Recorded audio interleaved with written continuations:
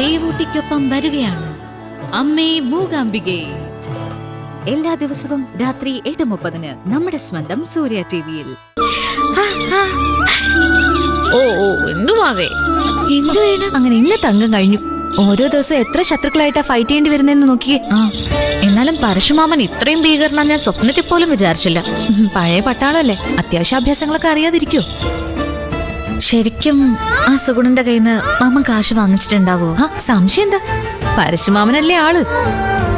എന്നിട്ട് ഇവിടെ ആരും എന്തോന്നും മിണ്ടാത്ത?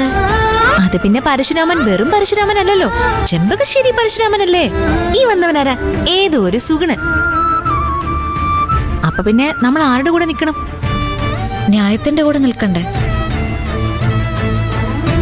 പിന്നെ മൂക്കറ്റം കള്ളും കുടിച്ച് നടക്കുന്നവനാ ന്യായം. നമ്മൾ ആവശ്യമില്ലാത്ത കാര്യങ്ങളൊന്നും ആലോചിച്ച് തല പുണ്ണാക്കണ്ട.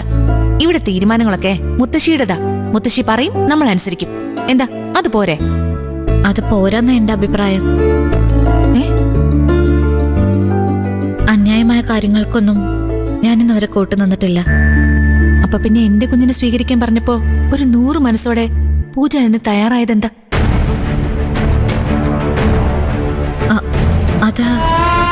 അത് പിന്നെ പറഞ്ഞു, ഞാൻ കേൾക്കട്ടെ. അത് ഞാൻ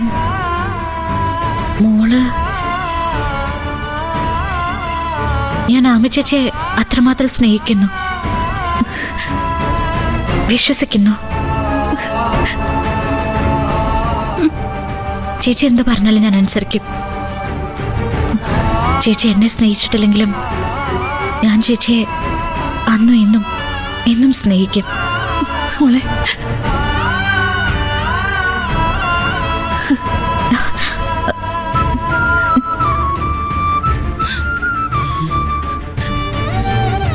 ഇത്ര വലിയ ഹൃദയ വിശാലതയുണ്ടെന്ന് ഞാൻ അറിഞ്ഞില്ല.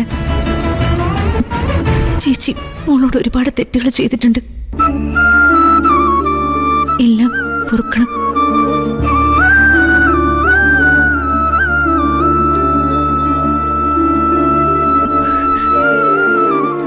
എന്താ ചേച്ചി ഇത്? കരയല്ലേ?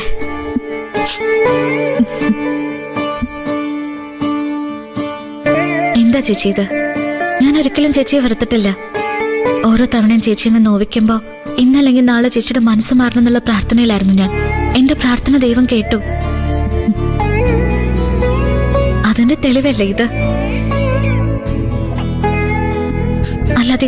അല്ലാതെ ഇതിന്റെ പേരില് ഞാനൊരിക്കലും അഹങ്കരിക്കോ ചേച്ചി ചവിട്ടിത്താഴ്ത്തോ ചെയ്യില്ല. ചേച്ചിയുടെ സ്നേഹം അനുഭവിക്കാൻ ഭാഗ്യം കിട്ടിയ ഞാൻ സുഹൃതം ചെയ്ത ജന്മല്ലേ.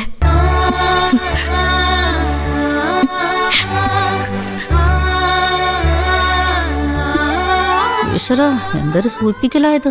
ആമി മോളെ എന്റെ കയ്യിൽ നിന്ന് തട്ടിക്കൊണ്ടുപോയി ഇവിടെ തല ഇടുത്തി വീഴും.